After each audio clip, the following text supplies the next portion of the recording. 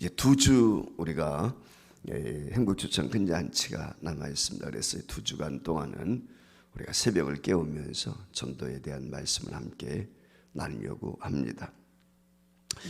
이제 특별 새벽기도라고 하는 특별이라고 이름은 붙이지 않았지만 어떻게 보면 특별 새벽기도와 같은 것인데, 이 행복추천 근대잔치 주일을 목적으로 해서 우리가 이 새벽을 깨우면서 이 태신자들을 품고 또 같이 기도하기를 소망하는데, 따라서 이 전도에 대한 말씀을 집중적으로 함께 나누면서 기도의 제목을 삼고 기도할 수 있기를 원합니다. 미처 제가 PPT 기도 제목을 우리 목사님에게 드리지 못했는데, 내일부터는 기도의 제목을 화면에 띄워서 그 제목을 넣고 또 합심해서 우리가 같이 기도하는 시간을 갖도록 그렇게 하겠습니다.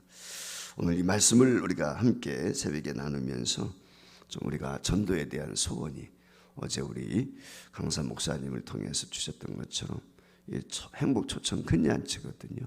우리는 이미 과거에서부터 이 전도주의를 초청주일로 그렇게 지키고 있는 것입니다. 그래서 초대장에도 보면 초청장 이렇게 아마 여러분들이 나간 것을 아시라고 믿습니다. 사실 내가 누구에게 복음을 전하는 것, 전도하는 건 쉽지 않거든요. 근데 어제 우리 강사 목사님이 말씀하신 것처럼 내가 초청하는 거예요. 전도의 자리로 초청하는 것입니다.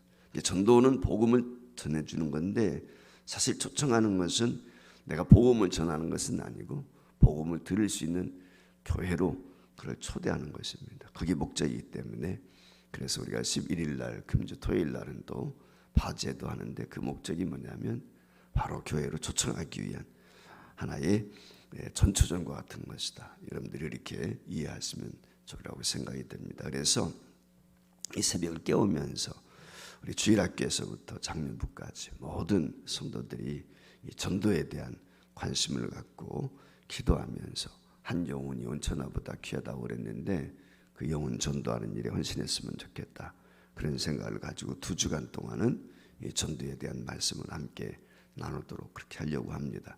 자, 성경에 보면 전도에 대한 말씀이 여러 번 나오는데, 굳이 이 전도에 대해서 우리가 그렇게 강조할 필요성이 있을까? 왜 전도해야 될까라고 하는 생각. 저도 과거에는 그런 생각이 한번 있었어요. 무슨 생각이 있었냐면, 하나님이 작정하신 사람은 다 구원하신다고 그랬거든요. 그럼 하나님이 작정하신, 만세전부터 선택했다, 선택결이거든요. 하나님의 선택을 했다면 그 사람은 언제든지 어떤 방법을 통해서든지 구원하지 않겠는가, 이런 생각. 저도 과거에는 제대로 복음을 알지 못했을 때는 그런 생각을 가져본 적이 있었어요. 그냥 들은 얘기로 만인 제사장 일을 비롯해서 켈빈의 교리 가운데 보면은 선택 교리가 있는데, 그 한번 선택받은 사람은 하나님이 어떻게든지 구원하신다는 거예요.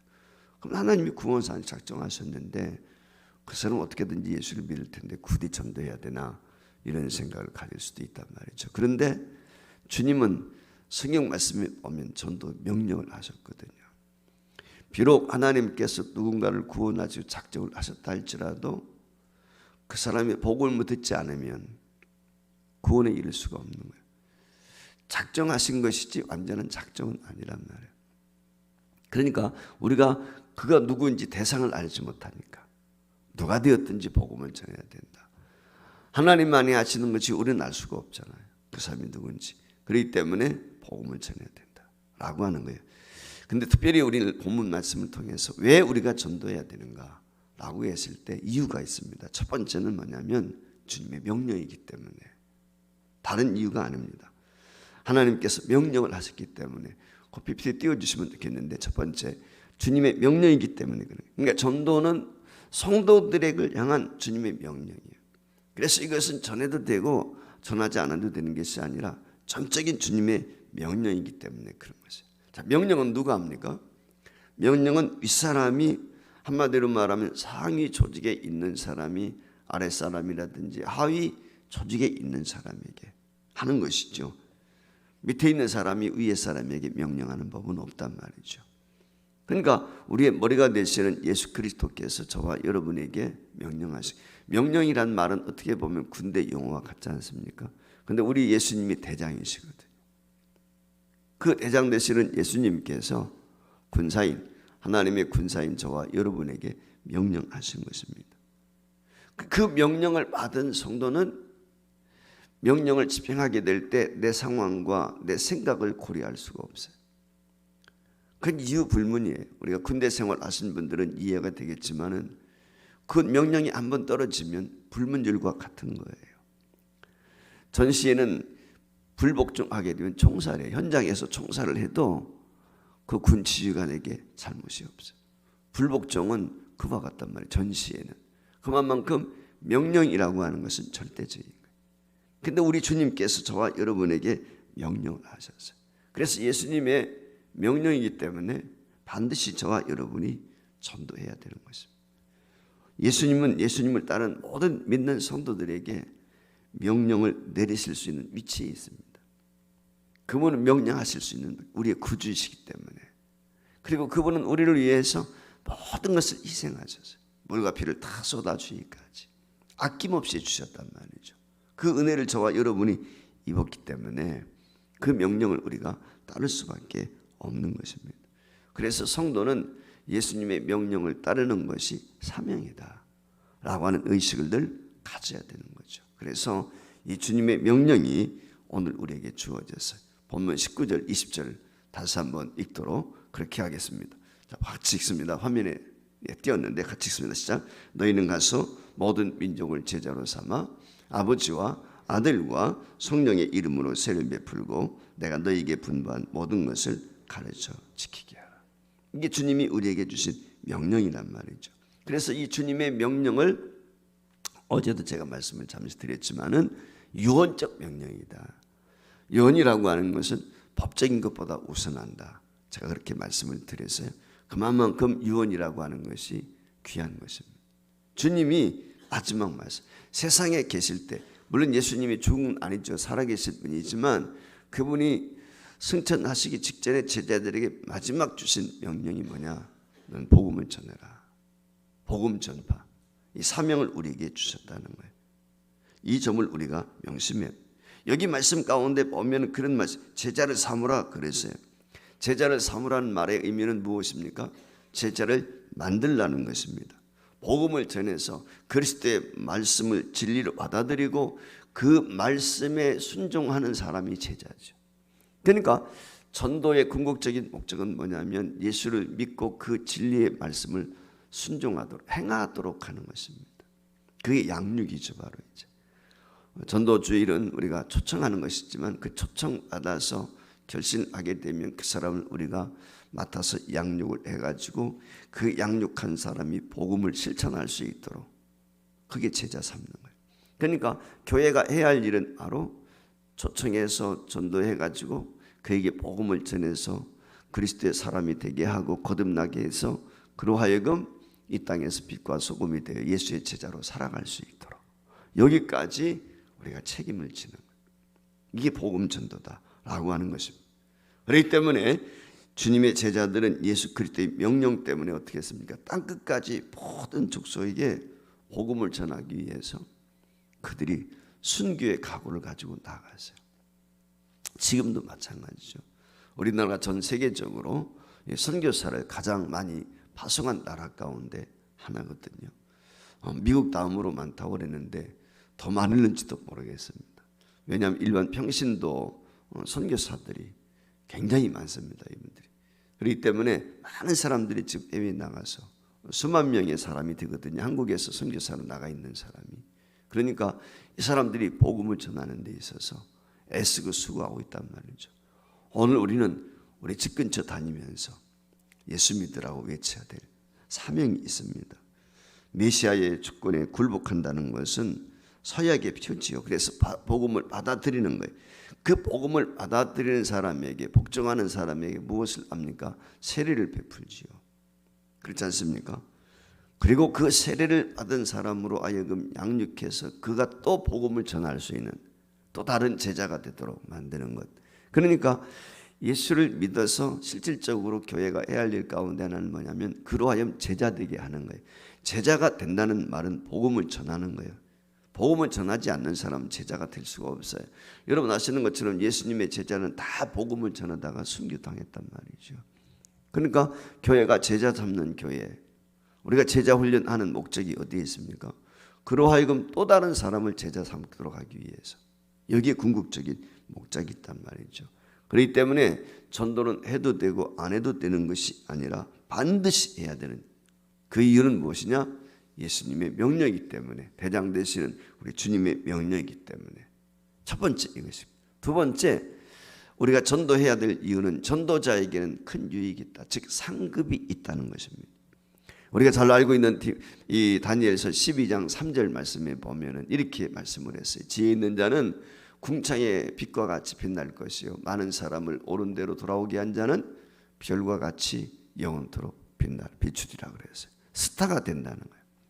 우리가 연예인들을 스타라고 그래요. 인기 있는 사람을 스타라고 그래요.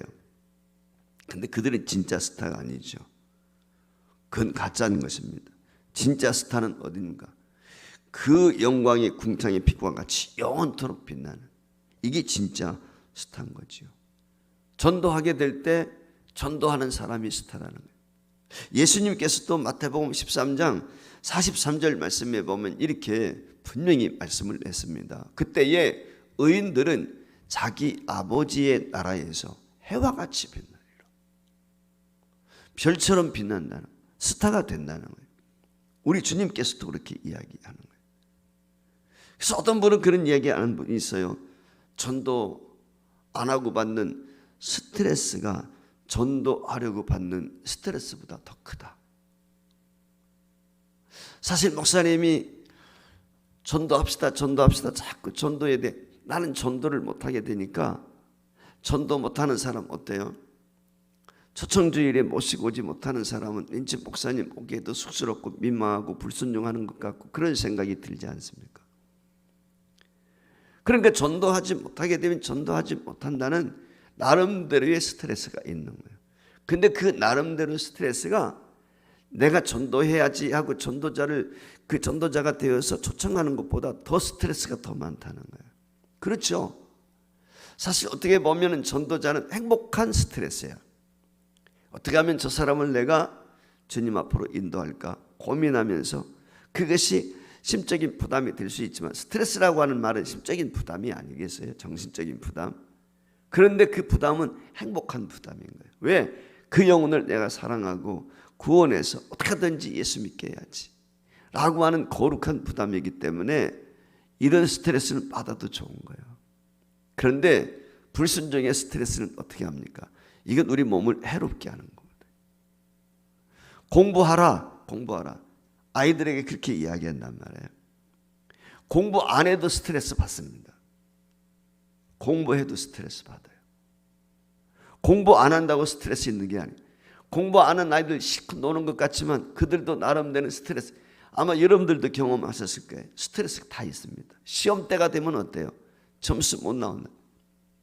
점수 나오는 거 가지고 부모님한테 옛날에 다 갖다가 통지표 이렇게 줬잖아요. 통지표가. 그게 부담이 되는 거지요. 공부 안 해서 받는 스트레스가 공부하면서 받는 스트레스보다 더 많아. 그리고 공부하면서 스트레스를 받는 것은 사실 자기에게 유익이 있어요. 본인이 성장과 성숙을 가져오는 거예요. 내가 이걸 함으로 인해서 내가 좋은 대학을 갈 수 있고, 내가 좋은 직장에 취업할 수 있고, 내 인생이 더 멋지게 펼쳐질 수 있다 라고는 이런 확신이 있는 거거든요. 근데 공부하지 않으면 어떻게 되겠습니까? 나고자로 살 수밖에 없고 좋은 점수 나오지 못하게 되니까 부모님 보기도 민망하고 이런 생각이 들 수밖에 없는 거거든요. 그렇기 때문에 전도하지 아니라고, 이 전도를 피하려고 전도하지 않겠다라고 하는 이런 피하면서 받는 스트레스보다 우리가 차라리 복음을 들고 나가서 전도하는 그런 거룩한 부담, 이것이 우리 몸에도 좋고 영적인 면에서도 좋은 것이다. 우리가 이 점을 명했습니다. 전도자에게는 분명한 상급이 있다. 마지막 세 번째 중요한 것은 뭐냐면, 전도가 무엇입니까? 이웃 사랑 가장 큰 실천이에요. 이웃을 위한 최선의 방법이 무엇이냐? 큰 전도. 먹을 것을 나누고 좋은 얘기를 해주고 놀러 갈 때 같이 놀아주고, 물론 그것도 필요해요. 근데 제일 좋은 건 뭐냐면, 제일 좋은 사랑은 뭡니까? 제일 좋은 배려는 무엇입니까? 그 예수 믿게 하는 거예요. 교회 데리고 오는 거예요. 어울려서 어디 야외도 나가고, 어울려서 어디 극장도 가고, 다방에도 가고, 찻집에도 카페도 가고, 좋아요, 친구들. 근데 복음을 전하는 거예요. 주님 앞에 나와야 되는 거예요. 제일 큰 선물이 무엇입니까? 가장 위대한 선물은 복음이에요. 복음보다 우리가 자녀들에게 유산을 남기는데 가장 중요한 유산이 무엇입니까? 신앙의 유산이에요. 우리가 늘 그렇게 생각하잖아요. 왜 그렇습니까? 이 세상의 모든 유산은 어느 순간 다 사라지는 거예요. 돈, 명예, 지식, 권력 다 끝나요. 일장춘몽과 같을 때가 있어요. 그런데 이 복음만큼은 영생이잖아요. 영생. 영원한 거예요. 그러니까 자녀들에게 복음의 유산을 남겨야 될 책임이 있는 것이죠. 마찬가지로 이웃에게 복음을 전하는 것은 가장 큰 사랑 실천이다. 가장 큰 선행이다.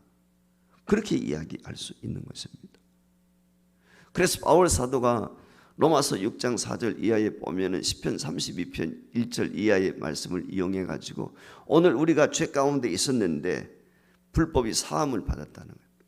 그 불법이 사함을 받고 죄의 가려움을 받는 사람이 진짜 행복하다 그래요. 사죄의 은총을 경험한 사람처럼 행복하지 않다는 거예요. 그 사람이 세상에서 가장 행복한 사람입니다. 여러분 아시는 것처럼 다윗은 밧세바 사건을 통해서 심한 고통 가운데 있었고 나단 선지자의 책망도 받고 그랬잖아요. 그가 나단 선지자의 책망을 받게 되었을 때 침상을 적시면서까지 회개했다. 그때 사죄의 은총을 경험하게 되었을 때 그 감격과 기쁨을 그렇게 이야기하는 거예요. 세상 사람들은 잘 몰라요. 내가 죄인인지도 잘 모르고. 근데 예수 그리스도를 만나서 내가 흉악한 죄인이었다는 것, 바울 사도와 같이 내가 죄인 중에 괴수였다는 것을 알게 될 때 그때 내 죄가 용서되어졌고 구원받았고 하나님의 자녀가 되었다는 감격과 기쁨이 말로 다 할 수 없는 것이죠. 여러분들에게도 그런 감격과 기쁨이 있었을까 하십니까? 어둠 가운데 살던 사람이 빛 가운데로 나오게 되었을 때 그 기쁨이 얼마나 크겠습니까? 그렇기 때문에 복음을 전하는 것은 가장 큰 선행이에요. 가장 위대한 선행. 그리스도의 가장 큰 사랑 실천이다 라고 하는 것을 기억하시고 우리가 남은 2주간 동안 최선을 다해서 우리가 마음에 품고 기도하고 있는 태신자들 주께로 꼭 인도할 수 있기를 우리가 사모하고 최선을 다할 수 있기를 원합니다.